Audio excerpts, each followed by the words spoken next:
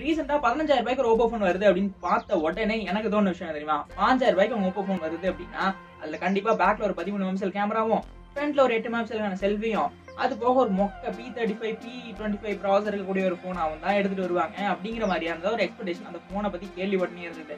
ஆனா அந்த மாதிரி இல்லாம டோட்டலா அதோட ஸ்பெக்ஸே வேற மாதிரி இருந்துச்சு.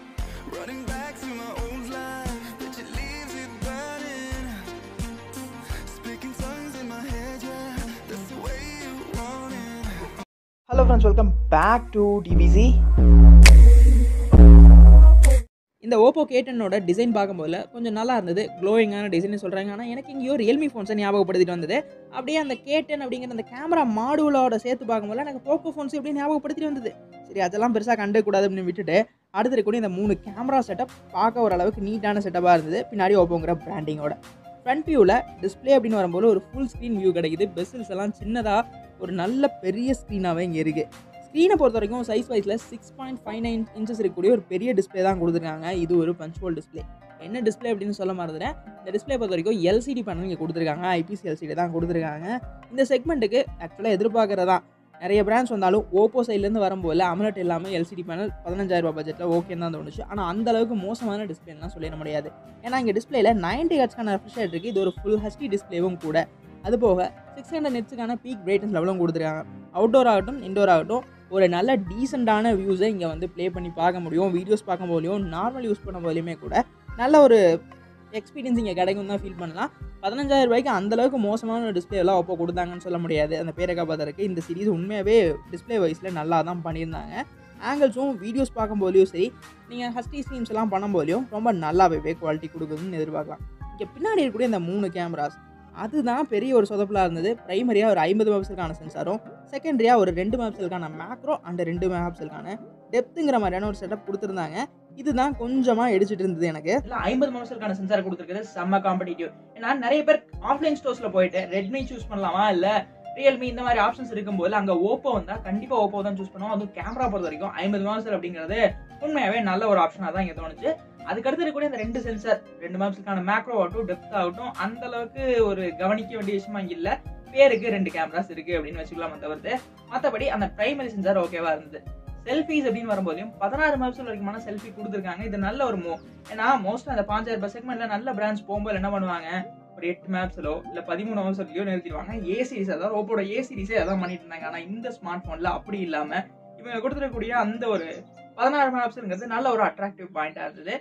இங்கே செல்ஃபீஸ்னு வரும்போது சும்மா சொல்லக்கூடாது. 16 மெகாபிக்சலுக்கான செல்ஃபி ஷூட்டர் கொடுத்துருந்தாங்க. ஃப்ரண்ட் அண்ட் பேக்கில் ரெண்டுலையுமே நமக்கு 1080p வரைக்குமான வீடியோஸை 30 fps ரெக்கார்ட் பண்ண முடியும். பொக்கே மோட்ஸ் மாதிரியான எஃபர்ட்ஸும் இங்கே கொடுத்துருக்கிறது அந்த கேமரா ஓப்போனா கேமரா தான் அப்படிங்கிறத இன்னுமே நல்லா தூக்கி கொடுத்துருக்கு. பர்ஃபார்மன்ஸ் அப்படிங்கிற பார்ட்டுக்கு வந்து அப்படின்னா இங்கே ஸ்னாப்ட்ராகனோட 680 பர்ஃபார்ம் பண்ணுது அண்ட் இன்னும் 610ஓட.